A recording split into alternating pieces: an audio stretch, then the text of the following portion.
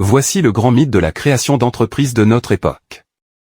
Si vous avez de la détermination, de l'intelligence, un bon timing, et surtout, un bon produit, vous pouvez vous aussi connaître la gloire et la fortune. Une autre idée fausse est que, les idées sont précieuses. En général, les gens hésitent à révéler leurs idées en public, même entre amis. Il y a cette peur tenace que quelqu'un puisse vous voler l'idée. Désolé, mais une idée n'est jamais si bonne que cela. Je parierais mon bras droit qu'au cours de sa vie, une personne moyenne a au moins 20 idées géniales qui pourraient être transformées en start-up commercialisées et prospères. Et ce, même si l'on retire Elon Musk de l'échantillon, ce qui aurait eu pour effet de fausser la moyenne de manière disproportionnée. Le problème ne réside pas dans les idées, la détermination, l'intelligence ou même le bon timing, mais dans l'exécution.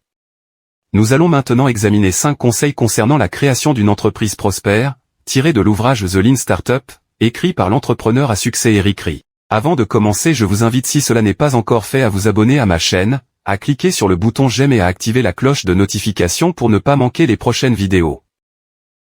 Premier conseil à retenir, la boucle de rétroaction, construction, mesure, apprentissage. La planification et les prévisions ne sont utiles que lorsque les activités de l'entreprise sont relativement stables et que l'environnement est statique. Les entreprises en phase de démarrage n'ont ni l'une ni l'autre de ces caractéristiques. Planifier pendant plusieurs mois et ne sortir un produit qu'après plusieurs milliers d'heures passées à le perfectionner, c'est un jeu aux enjeux très élevés. Et si vous construisez un produit dont personne ne veut de toute façon? De nombreux entrepreneurs l'ont compris, et par conséquent, ils adoptent l'approche opposée. Si vous ne pouvez pas planifier, ils pensent que vous ne pouvez fonctionner que dans le chaos. Ils adoptent donc la stratégie du « fais-le ». Nike a peut-être raison de vous dire de mettre vos chaussures de course et de vous lancer. Mais dans la construction d'une start-up réussie, ce plan est généralement erroné. Que pouvons-nous donc faire à la place? La solution est la boucle de rétroaction, construction, mesure, apprentissage. Trop de planification rend le processus rigide et très risqué. Le fait de se contenter de faire les choses a tendance à tout transformer en chaos. La solution consiste à passer rapidement d'un cycle à l'autre dans la boucle de rétroaction, construction, mesure, apprentissage. L'objectif d'une start-up est de trouver la bonne chose à construire, que les clients veulent et pour laquelle ils paieront le plus rapidement possible. Nous devons être capables d'éliminer rapidement ce qui n'a pas de sens et de redoubler d'efforts pour ce qui en a. Bien que l'ordre des actions dans le cadre construire, mesurer, apprendre soit le suivant. Construire, mesurer, apprendre, la planification se fait à l'envers. Nous devons d'abord déterminer ce que nous voulons apprendre. Nous pouvons le faire en formulant des hypothèses. Voici quelques exemples. Les navetteurs veulent pouvoir commander de la nourriture depuis leur voiture. Les gens sont prêts à assembler leurs propres meubles à la maison. Les gens sont prêts à payer un mois pour pouvoir écouter de la musique en ligne de manière illimitée. Avec le recul, ces hypothèses semblent triviales, mais avant que ces entreprises ne leur donnent raison, elles ne l'étaient pas. Après avoir formulé ces hypothèses autour desquelles tourne votre start-up, il est temps de les valider ou de les rejeter, ce qui est notre prochain point à retenir. Deuxième enseignement, tout est une grande expérience. D'accord. Il est donc important d'apprendre le plus rapidement possible à connaître les besoins de vos clients et leur volonté de payer pour votre produit, mais comment pouvez-vous le faire de manière empirique? La réponse est l'expérimentation. Les expériences sont menées avec des clients réels ou potentiels. Le dénominateur commun des méthodes d'expérimentation réussies est le suivant. Observer, ne pas demander. En général, les clients ne savent même pas ce qu'ils veulent. Mais si vous leur montrez un produit et qu'ils sont intéressés, bravo. Vous venez d'acquérir des connaissances validées. Tout d'abord, nous devrions toujours nous demander, devons-nous construire quoi que ce soit? Une expérience peut être aussi simple que de créer une page de renvoi, d'affirmer que vous avez un produit qui peut faire quelque chose, par exemple, améliorer de 500% vos chances d'obtenir un rendez-vous sur Tinder, d'attirer du trafic sur le site grâce à Google AdWords et de voir combien de personnes sont prêtes à s'inscrire pour l'obtenir. Dans d'autres cas, nous devons être plus rigoureux et développer ce que l'on appelle un MVP, abréviation de Minimum Viable Product, produit minimum viable. Dans le cadre de la production allégée, Lean Production, un concept issu des constructeurs automobiles japonais, le gaspillage est défini comme quelque chose qui ne crée pas de valeur pour les clients de l'entreprise. Dans le livre The Lean Startup, le gaspillage est défini d'une autre manière. Tout ce qui ne conduit pas à un apprentissage validé est un gaspillage. C'est la raison pour laquelle on parle de produit minimum viable. Il ne doit contenir que les caractéristiques les plus importantes et ne doit pas être peaufiné au-delà de ce qui est absolument nécessaire pour prouver ou rejeter notre hypothèse. Si vous avez honte de présenter le produit à vos clients potentiels, vous êtes sur la bonne voie. Troisième enseignement à retenir, les différents types de MVP. Il existe de nombreux types de MVP qui peuvent être construits afin d'apprendre ce qui résout les problèmes des clients, et ce pourquoi ils sont également prêts à payer. Eric Ries donne 3 exemples différents. 1. Le MVP vidéo. Un exemple célèbre est celui de Dropbox. Drew Houston, le PDG de l'entreprise, a produit une vidéo montrant un outil de partage de fichiers extrêmement facile à utiliser, et l'a publié en ligne dans des communautés dont les membres sont férus de technologie. La liste d'abonnés au produit est passée de 5 000 à 75 000, du jour au lendemain. Le plus beau dans cette histoire, c'est que la vidéo était fausse. Ce produit n'existait même pas encore. 2. Le MVP concierge. Une autre façon de tester votre hypothèse initiale de manière empirique afin d'acquérir des connaissances validées sur les clients consiste à leur offrir un traitement de concierge. Il s'agit de se concentrer sur un seul ou quelques clients et de développer le produit en fonction de leurs préférences. Lentement, mais sûrement, après vous être assuré que vous avez résolu le problème d'un seul adoptant précoce, souvent manuellement, vous pouvez vous étendre à d'autres clients et automatiser de plus en plus le processus. 3. Le magicien d'Oz MVP. Aardvark, un moteur de recherche pour les questions subjectives, telles que « Quelle chaîne YouTube est la meilleure ?» PewDiePie ou T-Series, utilise avec succès cette approche. En gros, il s'agit de faire croire que l'on a développé une solution technique sophistiquée, alors que, derrière les rideaux, elle est exploitée par des humains.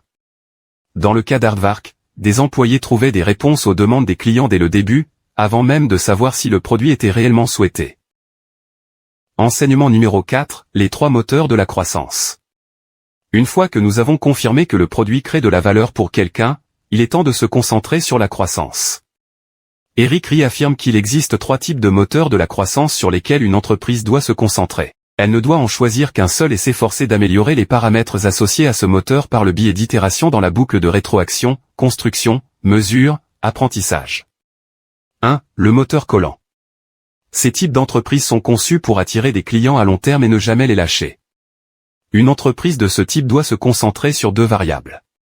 Le taux d'acquisition de nouveaux clients, et ce que l'on appelle le taux de désabonnement, c'est-à-dire la fraction de clients qui n'ont pas réussi à rester engagés avec le produit de l'entreprise. Le moteur de croissance collant est utilisé, par exemple, par les entreprises qui pratiquent l'achat répété, comme Gillette, ainsi que par la quasi-totalité des entreprises de jeux en ligne. 2. Le moteur viral. Il s'agit d'entreprises qui se concentrent sur la propagation comme une épidémie. Pour chaque nouveau client, l'idée est qu'il invite un ou plusieurs amis à le rejoindre. Le succès de la croissance d'une entreprise de ce type dépend de ce que l'on appelle le coefficient viral. Ce coefficient est calculé comme le nombre de clients recrutés en moyenne par chaque client recruté.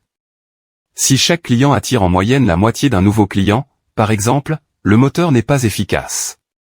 En revanche, si chaque client peut attirer, en moyenne 1,1 nouveau client, le produit se répandra comme un virus. Le moteur de croissance virale est utilisé par tous les réseaux sociaux et par les entreprises de marketing multiniveau, entre autres. 3. Le moteur payant. Une entreprise qui utilise le moteur de croissance payant se rend compte qu'elle devra avant tout se concentrer sur la publicité sous une forme ou une autre pour atteindre ses clients. Les 2 indicateurs les plus utiles pour une entreprise de ce type sont le CPA, coût par acquisition, et le LTV, valeur à vie. Il s'agit simplement de la différence entre la rentabilité d'un client pendant toute sa durée de vie et le coût d'acquisition d'un client, qui déterminera le taux de croissance d'une telle entreprise. Les entreprises de commerce électronique en sont un exemple. Le mentor d'Eric Ries avait l'habitude de lui dire ce qui suit. Il faisait référence au fait qu'il y a tant de choses qu'une start-up peut faire, mais qu'il est beaucoup plus difficile de déterminer ce qu'une start-up devrait faire. Les 3 moteurs de croissance sont un moyen de concentrer l'énergie de la start-up au bon endroit.